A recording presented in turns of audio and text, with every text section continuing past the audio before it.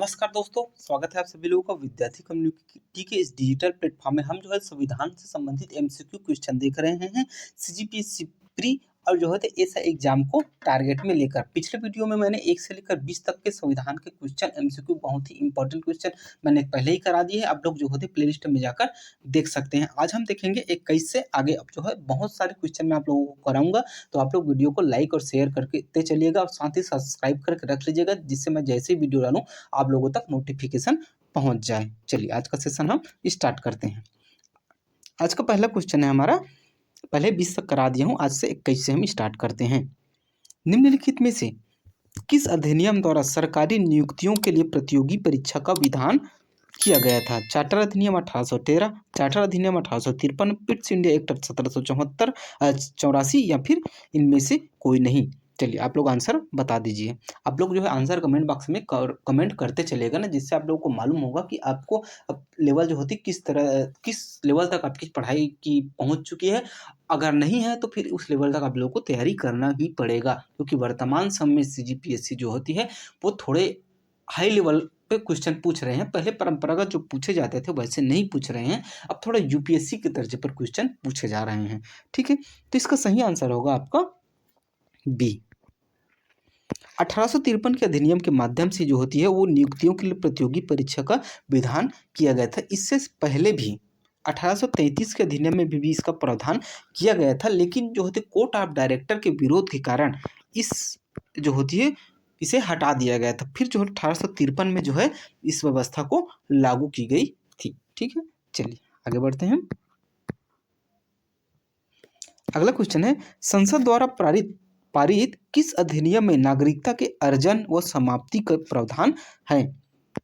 नागरिकता अधिनियम 1955, संशोधन अधिनियम 1986, नागरिकता संशोधन अधिनियम 2003 या फिर नागरिकता संशोधन अधिनियम 2015। चलिए आंसर दीजिए आप लोग।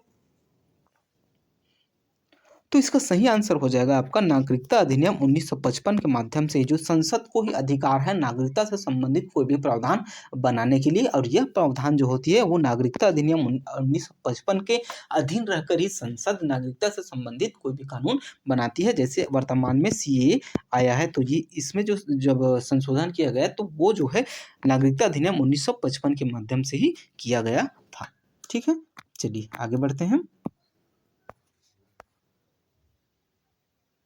अगला क्वेश्चन है हमारा, राज्य का नाम बदलने के लिए संवैधानिक प्रावधानों के संबंध में निम्नलिखित पर आप लोगों को विचार करना है। पहला दिया है, इस तरह का कोई विधेयक राष्ट्रपति की सिफारिश पर केवल संसद में प्रस्तुत किया जा सकता है। इस संबंध में संबंधित राज्य की सहमति अनिवार्य है। इस तरह के कानून को अनुच्छेद 368 के तहत संविधान संशोधन माना जाता है, क्योंकि यह पहली और जो होती है चौथी अनुसूची में संशोधन करता है। उपयुक्त कूट के हिसाब से आपको जो है आंसर बताना है। चलिए बताइए आप लोग। चलिए देखते हैं हम। संविधान जो होती है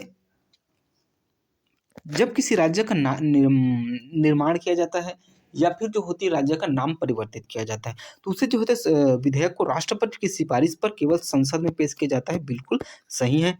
इस संबंध में राज्य को सहमति अनिवार्य है, बिल्कुल नहीं है। राज्य के पास जो होती है इसका प्रारूप भेजा जरूर जाता है, लेकिन उसकी जो होती है राय मानना या फिर संशोधन मानना अनिवार्य नहीं है। तो ये जो होती है गलत हो जाएगा। इस तरह के जो कानून है वो 368 के अनुच्छेद के 368 संविधान संशोधन के अंतर्गत नहीं आते, जबकि जो होती यह जो होती है अनुच्छेद 3 के अंतर्गत आता है। और संविधान में पहले ही कहा गया है कि अनुच्छेद 3 के अंतर्गत की गई कोई भी संशोधन संविधान संशोधन 368 के तहत नहीं आएगी। तो जो होती है ये भी गलत हो जाएगा, ये भी गलत हो जाएगा, और ऑप्शन ए सही हो जाएगा। तो दिए हुए ऑप्शन में से केवल ए का इस क्वेश्चन का सही आंसर है।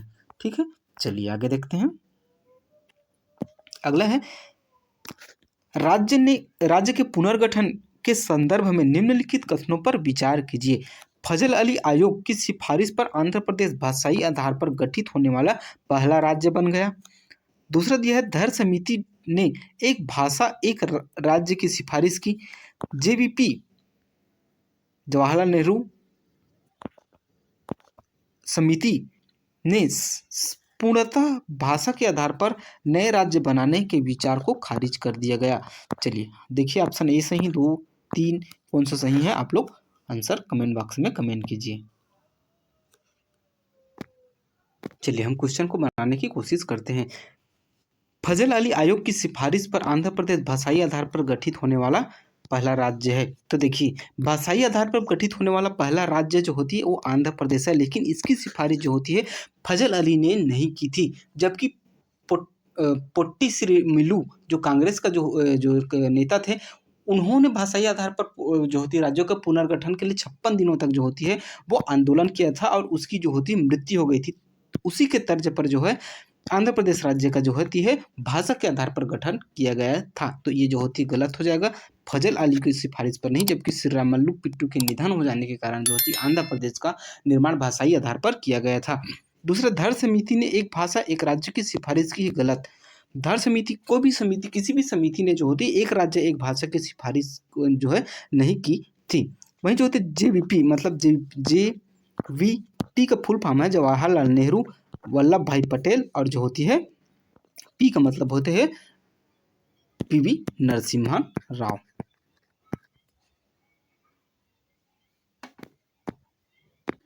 सॉरी, ये पी का मतलब होता है पट्टाभी सीतारमैया, ठीक है। तो इन्होंने जो होते राज्य बनाने के विचार को खारिज कर दिए। तो ये आपके ऑप्शन सही है, पूर्णतः जो होती है खारिज कर दिया गया था JVP समिति के माध्यम से। और एक्चुअली में जो होती है सभी ने जो होती है एक राज्य एक भाषा के जो अनुमान या अनुरोध है उसे जो होती खारिज कर दिया था। दिए हुए ऑप्शन में से 3 आपका सही है, ये सिर्फ सही, ये दोनों जो है आपके गलत हो जाएंगे। चलिए आगे देखते हैं। नेक्स्ट क्वेश्चन है हमारा, राज्य पुनर्गठन आयोग से संबंधित निम्नलिखित में से कौन सा कथन असत्य है। आप लोगों को असत्य कथन को बताना है। केंद्र सरकार ने 1953 में राज्य पुनर्गठन आयोग बनाया था। राज्य पुनर्गठन आयोग ने अपनी रिपोर्ट में अस्वीकार किया कि राज्यों की सीमाओं का निर्धारण वहां बोली जाने वाली भाषा के आधार पर होना चाहिए। ऑप्शन सी है, इस आयोग की सिफारिश के आधार पर 1956 में राज्य पुनर्गठन आयोग पारित हुआ। या फिर राज्य पुनर्गठन अधिनियम के आधार पर 14 राज्यों और जो है 6 संघ राज्य क्षेत्रों को बनाए गए थे। चलिए आंसर दीजिए आप लोग।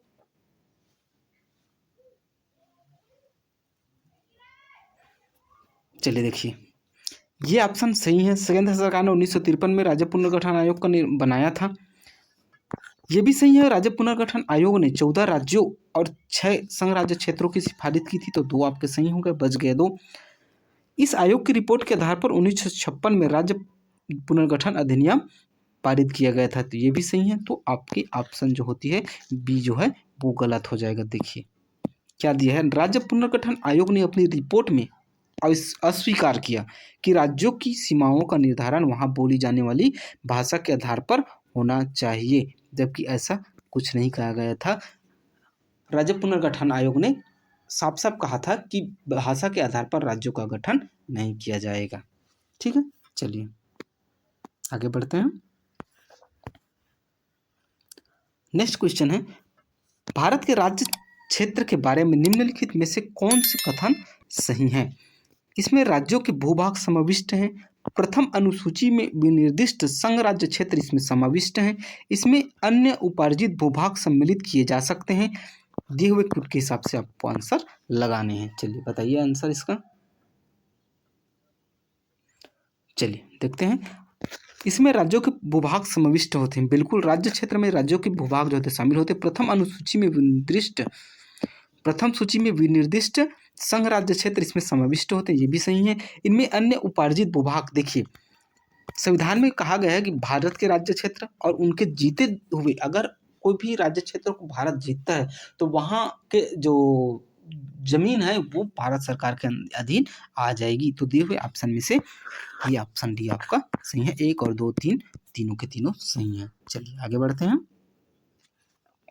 नेक्स्ट क्वेश्चन है, मूल अधिकारों के संदर्भ में निम्नलिखित कथनों पर विचार कीजिए। मूल अधिकार राज्य की सीमा निर्धारित करते हैं, अतः केवल राज्य के विरुद्ध उपलब्ध हैं।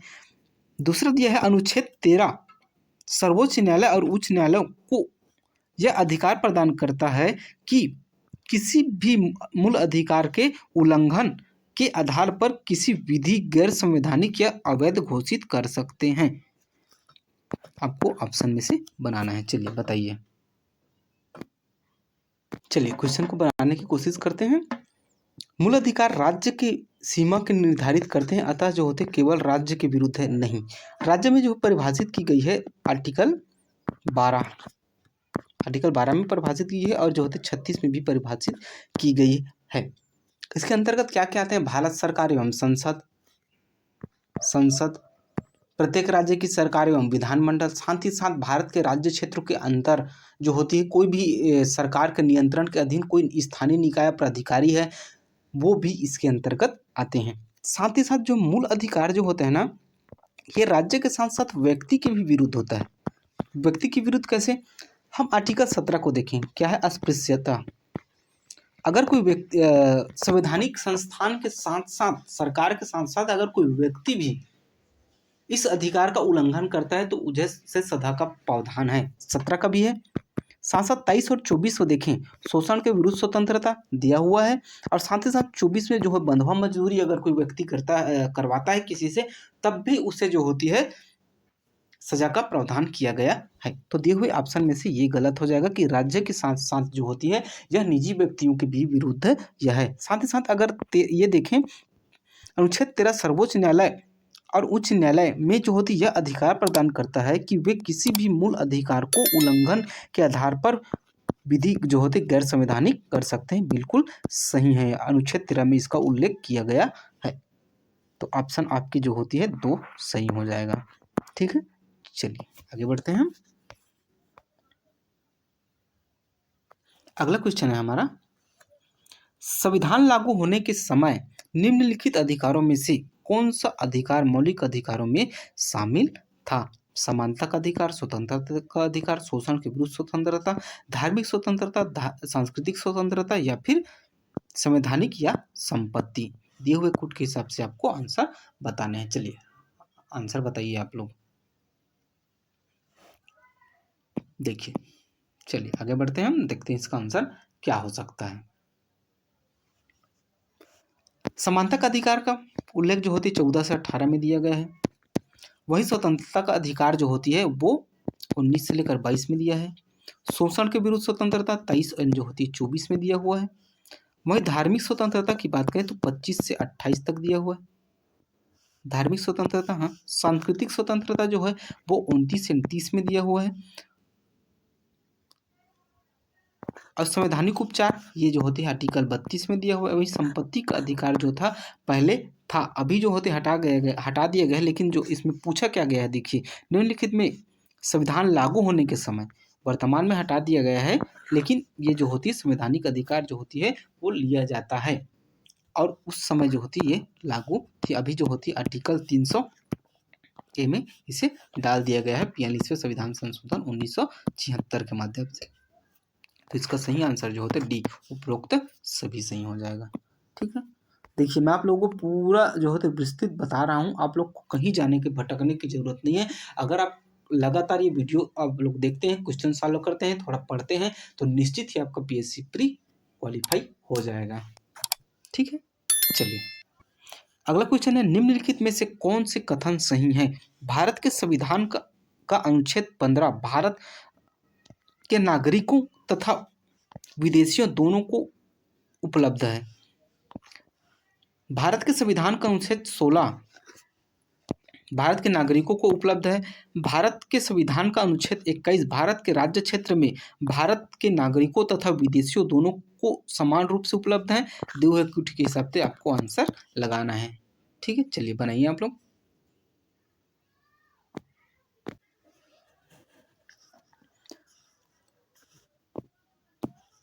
भारत के संविधान का अनुच्छेद 15 जो है नागरिकों एवं विदेशियों दोनों के लिए उपलब्ध नहीं है, जबकि अनुच्छेद 15 जो है केवल भारतीयों के लिए उपलब्ध है। अनुच्छेद 15 क्या कहता है?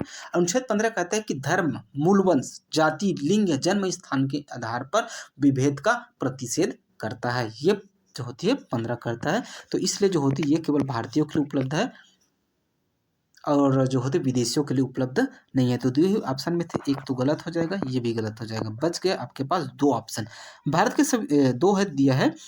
भारत के संविधान का अनुच्छेद 16 केवल भारतीयों के लिए, भारतीय नागरिकों के लिए उपलब्ध है।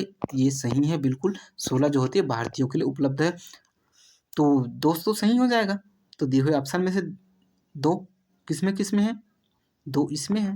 तो ये जो है आपका सही हो जाएगा। आपको पूरा बनाने की भी कोई ज़रूरत नहीं है। और ये तो फिर सही होगा ही, क्योंकि जो होती 21 जो होती है भारतीय और विदेशियों दोनों के लिए उपलब्ध है। तो आंसर आपका बी सही हो जाएगा। ठीक है, चलिए आगे बढ़ते हैं।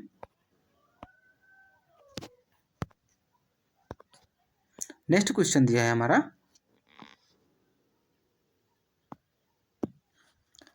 भारत के संविधान के अधीन निम्नलिखित में से कौन से अधिकार नहीं है। भारत के संविधान के अधीन निम्नलिखित में से कौन से अधिकार नहीं है। शिक्षक अधिकार, काम पाने का अधिकार, संगम बनाने का अधिकार, कोई वृत्ति करने का अधिकार नहीं है। पूछा है ना, ये नहीं है। आपको क्वेश्चन को ध्यान से पढ़ना है। पहले वाले में है पूछा गया था, इससे पहले हम क्वेश्चन देखे हैं, और इसमें जो होती है नहीं पूछा गया। तो चलिए आप लोग इसका आंसर दीजिए। देखिए, शिक्षा का पाने का अधिकार बिल्कुल है, 21 में है। संगम बनाने का और जो होती है कोई भी वृत्ति, ये दोनों जो होती है आर्टिकल 19 के अधीन है।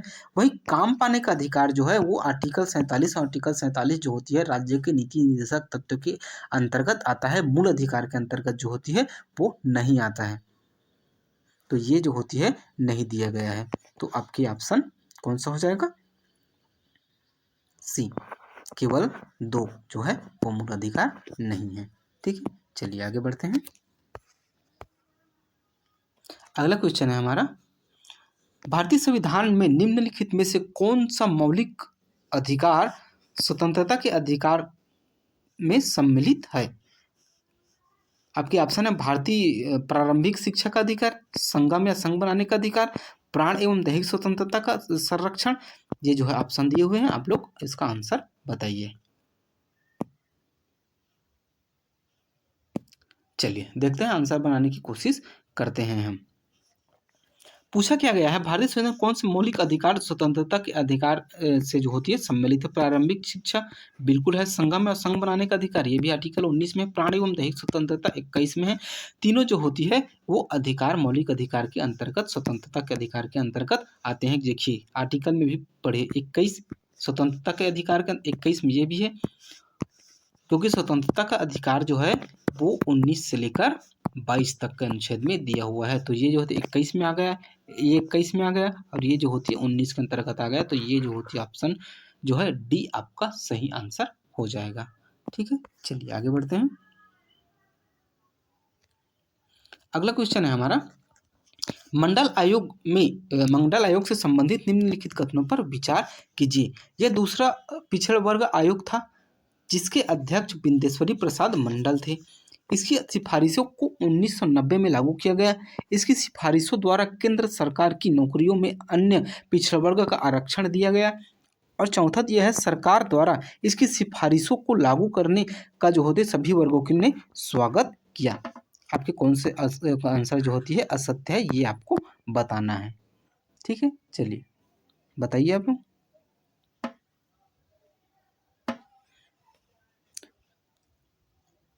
तो इसका जो है ऑप्शन डी जो होती है ये गलत है। सभी ने जो होती इस जो होते वर्गों ने इसका स्वागत नहीं किया गया, क्योंकि अगर ओबीसी को आरक्षण दिया गया तो निश्चित ही अन्य वर्गों ने विरोध किया ही होगा। ये तो स्वाभाविक सी बात है। तो ऑप्शन आपके जो होती ये जो होती है ये गलत है। तो ये जो होती है सही आंसर आपका हो जाएगा। और बाकी ये तीनों ऑप्शन जो होती है सही है। कि जो दूसरा जो होती है वर्ग आयोग था कौन सा, बिंदेश्वरी प्रसाद मंडल, इसकी सिफारिश 1990 में लागू हुई थी। इसके सिफारिश के आधार पर केंद्र सरकार ने जो होती है ओबीसी को 27% आरक्षण का प्रावधान केंद्रीय स्तर पर किया गया था। चलिए आगे बढ़ते हैं, थोड़ी स्पीडली देखते हैं हम, वीडियो बहुत लंबा हो जाएगा। ठीक है, निम्नलिखित में से किन आधारों पर राज्य व्यक्ति की धार्मिक कार्यों के प्रबंधन स्वतंत्रता पर विधि द्वारा निर्बंध आरोपित कर सकता है। लोक व्यवस्था, सदाचार, स्वास्थ्य। 1 2 3, 1 2 3 या फिर तीनों, चलिए बताइए। तो इसका सही आंसर हो जाएगा ऑप्शन डी। किसी भी मूल अधिकार को 21 और जो होती है 21 को छोड़ करके ना 21 और 22 को छोड़ करके जो होती है किसी भी मूल अधिकार पर लोक व्यवस्था, सदाचार और जो होता है स्वास्थ्य के आधार पर जो होती है युक्ति युक्त जो है वो प्रतिबंध लगाया जा सकता है। तो ऑप्शन आपका डी जो होती है सही हो जाएगा। ठीक है, चलिए आगे देखते हैं। निम्नलिखित कथनों पर विचार कीजिए। अनुच्छेद 23 में मानव के बलात्श्रम दुर्व्यापार का प्रतिषेध को बंद किया गया है। अनुच्छेद 24 कारखानों आदि में 14 वर्ष से कम आयु के बच्चों के नियोजन के प्रतिषेध के बारे में उपबंध किया गया है। आपका आंसर बताना है। ठीक है, तो इसका ऑप्शन जो हो जाएगा सी जो होती है वो सही हो जाएगा। 1 और 2 दोनों सही हैं, क्योंकि अनुच्छेद 23 जो होती है वो शोषण के विरुद्ध स्वतंत्रता है। ये 23 और 24 दोनों ही, तो आपके ऑप्शन भी सही हो जाएगा। ठीक है, चलिए आगे बढ़ते हैं। थोड़ा स्पीडली देख रहे हैं, क्योंकि अगर मैं इतना डिटेल में जाऊंगा तो बहुत टाइम लग जाएगा वीडियो को डील करने में। तो आप लोग और देख लीजिएगा, वीडियो को दोबारा देख लीजिएगा, और मैं जहाँ तक हो सके क्वेश्चन से रिलेटेड सारी जानकारी आप लोगों को मुहैया करा रहा हूँ। ठीक है, चलिए आगे बढ़ते हैं। नीचे दिए हुए कथन दिए गए हैं, जिसमें से एक कारण दिया हुआ है और एक दूसरा जो होती है कथन दिया हुआ है, तो आपको जो होती है बताना है। ठीक है, भारतीय संविधान का अनुच्छेद 30 अल्पसंख्यक वर्ग शब्द को परिभाषित नहीं करता है। संविधान केवल भाषाई और जो होते धार्मिक अल्पसंख्यक वर्ग को मान्यता प्रदान करता है। आपको दिए हुए ऑप्शन में से सही आंसर को बताना है। ठीक है, चलिए बनाते हैं। भारतीय संविधान का अनुच्छेद 30 अल्पसंख्यक वर्ग को परिभाषित नहीं करता है। बिल्कुल सही है कि जो होती भारतीय संविधान में किसी भी तरह से यह परिभाषित नहीं किया गया है कि ये वर्ग जो होती है अल्पसंख्यक होगा। ठीक है, संविधान में केवल भाषाई और धार्मिक अल्पसंख्यक के वर्ग को मान्यता दी गई है, ये भी सही है। दोनों ऑप्शन आपके सही हैं, लेकिन आप देखिए कहीं भी ये परिभाषित कर रहा है कि अल्पसंख्यक को परिभाषित नहीं किया गया है संविधान में, लेकिन भाषाई आधार पर इसका वर्ग का मान्यता प्रदान की गई। ये इसका जो होती है वर्णन जो होती है आर नहीं कर रहा है। तो अब देखिए ए और दो आर दोनों सही हैं, लेकिन कथन करण की सही व्याख्या नहीं कर पा रही है। ठीक है, तो ऑप्शन आपके जो होते बी सही हो जाएगा। ए आर दोनों सही है, परंतु आर कथन जो है ए की सही व्याख्या नहीं कर रही है। ठीक है, ऑप्शन बी आपका सही आंसर है। चलिए आगे देखते हैं। नेक्स्ट क्वेश्चन है, सुमेलित करना है। समानता का अधिकार, स्वतंत्रता अधिकार, शोषण के विरुद्ध स्वतंत्रता और जो होते धार्मिक स्वतंत्रता। तो समानता का अधिकार बिल्कुल 14 से 18 तक है। स्वतंत्रता का अधिकार जो 19 से 22 तक है। शोषण के विरुद्ध स्वतंत्रता जो होती है वो 23 और 24 में, और धार्मिक स्वतंत्रता जो होती है वो 25 से 28 तक में दी हुई है। तो ए का 1, 2 का बी का 2, सी का 3 और डी का जो होती है 4। ऑप्शन ए आपका सही आंसर हो जाएगा। चलिए आगे कुछ क्वेश्चन दिए हुए हैं जो पिछले एग्जाम में आए हुए हैं। ठीक है, चलिए देखिए। सूची 1 को सूची 2 से सुमेलित करना है आपको। 36 राज्य के नीति निर्देशक तत्वों के संबंध में राज्य की परिभाषा बिल्कुल करता है। अनुच्छेद 40 ग्राम पंचायतों को गठन बिल्कुल सही है। 42 में क्या गया है, प्रसूति सहायता दी गई है, बिल्कुल सही है। 46 में जो अनुसूचित जनजातियों के कल्याण को बंद किया गया है, ये भी सही है। तो आपकी ऑप्शन ए जो होती है सही हो जाएगा। ए का 1, 2, बी का 2, सी का 3 और जो होता है डी का 4। चलिए आगे और क्वेश्चन दिया हुआ है जो पिछले एग्जाम में आए हुए हैं। अनुच्छेद 40 ये अनुच्छेद है, ये प्रावधान दिए हैं, हम डायरेक्ट इसे बनाते हैं। अनुच्छेद 40 को देखिए। अनुच्छेद जो 40 जो है तो ग्राम पंचायतों का गठन करता है। देखिए 2, तो ए का 2 देखिए,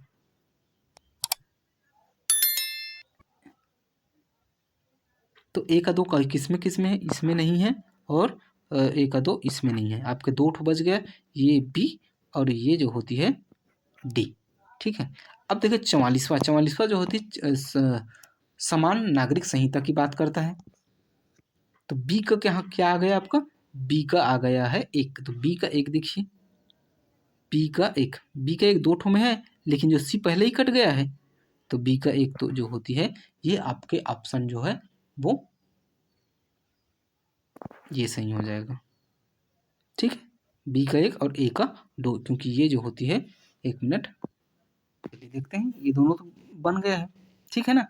48 जो होती है वो कहती है कृषि पशुपालन से संबंधित है, बिल्कुल सही है, सी का 3 और जो होती है 49 जो होते हैं राष्ट्रीय स्मारक से संबंधित प्रावधान करता है। तो दिए हुए ऑप्शन में से अगर हम देखें तो हमारा जो है ये भी आपका सही आंसर हो जाएगा। ठीक है, आप लोग इसका नोट्स बनाते चलिएगा और जो है वीडियो को बिना स्किप किए पूरे लास्ट तक देखिए। मैं बहुत ही इंपॉर्टेंट क्वेश्चन की सीरीज आप लोगों के लिए लेकर आया हूँ और ये सारे क्वेश्चन जो होती है पिछले एग्जाम में पूछे ही गए हैं और हम जो क्वेश्चन कर रहे हैं वो भी इसी तरह के क्वेश्चन को देख रहे हैं। ठीक है, चलिए आगे देखते हैं।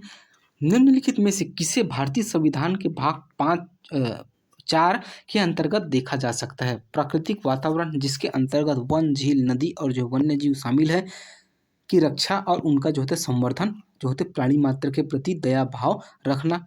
भी है आपका प्रारंभिक शस्त्रावस्था की देख रेख और जब तक कि सभी बालक 6 वर्ष की पूरी न कर लें तब तक उन्हें शिक्षा प्रदान करना। ये आपके कोड दिए हुए हैं, आपको ऑप्शन लगाना है। ठीक है, देखिए भाग 4 पूछा गया, चलिए हम बनाने की कोशिश करते हैं। भाग 4 पूछा गया, भाग 4 में क्या है? राज्य के नीति निर्देशक तत्व और राज्य के नीति निर्देशक तत्व में जो होती है वो वन, झील, नदी और जो होती है इन सबको संरक्षित करने का अधिकार नहीं दिया गया है, जबकि ये सभी जो होती है भाग 4 क के अंतर्गत, भाग 4 क में क्या है? मूल कर्तव्य, ये जो होती है मूल कर्तव्य के अंतर्गत रखा गया है। जबकि प्रारंभिक शिक्षा की देख रेख जब तक किसी बालक का उम्र से 6 वर्ष तक नहीं हो जाता, ये जो होती है मूल जो हमारे जो होती है संविधान की जो होती है भाग 4 में दिया गया है। तो आपकी ऑप्शन बी जो होती है सही हो जाएगा। ठीक है, केवल 2 सही है। चलिए आगे बढ़ते हैं। आज का लास्ट क्वेश्चन देखते हैं।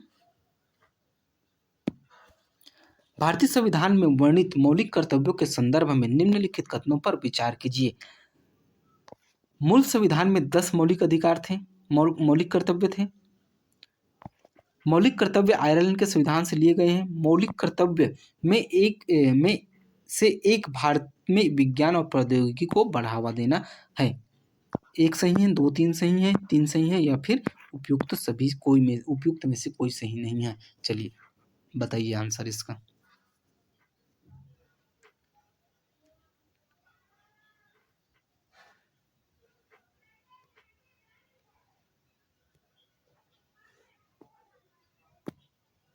चलिए बनाने की कोशिश करते हैं। दिया गया है मूल संविधान में 10 मौलिक कर्तव्य थे, जबकि मूल संविधान में मौलिक कर्तव्य नहीं थे। इन्हें जो होती है 42वां संविधान संशोधन 1976 के माध्यम से 10 मूल कर्तव्य को जोड़ा गया। तो ये तो गलत हो गया। मौलिक कर्तव्य आयरलैंड के संविधान से लिया गया है, गलत है। मौलिक कर्तव्य का जो होती है वो अमेरिका के संविधान से लिया गया है। मौलिक कर्तव्यों में से एक भारत में विज्ञान और प्रौद्योगिकी को बढ़ावा देता है, गलत है। जबकि जो होती है विज्ञान और प्रौद्योगिकी को बढ़ावा जो होती है आर्टिकल 48 के तहत जो होती है दिया गया है और आर्टिकल 48 जो होती है वो राज्य के नीति निर्देशक तत्व के अंतर्गत आता है। तो आपका जो होता है तीनों कथन जो होती है गलत है, तो इनमें से कोई भी सही नहीं है। यहाँ तक वीडियो देखने के लिए बहुत बहुत धन्यवाद। अगर आप लोगों को वीडियो अच्छा लगा होगा तो लाइक कीजिएगा, सब्सक्राइब कीजिएगा और ज़्यादा से ज़्यादा लोगों तक शेयर कीजिएगा। मिलते हैं ऐसे किसी नेक्स्ट वीडियो में, तब तक के लिए जय हिंद, जय भारत, जय छत्तीसगढ़।